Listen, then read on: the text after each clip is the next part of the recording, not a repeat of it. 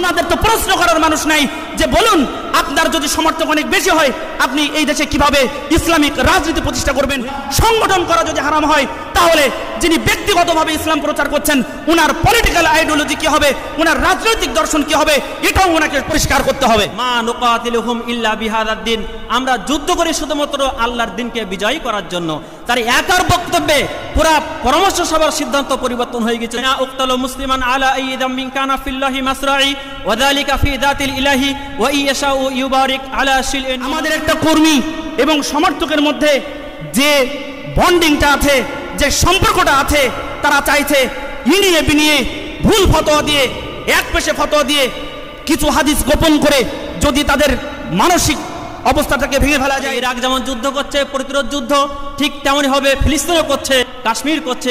উনাদের তো প্রশ্ন করার মানুষ নাই যে বলুন আপনার যদি সমর্থক অনেক বেশি হয় আপনি এই দেশে কিভাবে ইসলামিক রাজনীতি প্রতিষ্ঠা করবেন।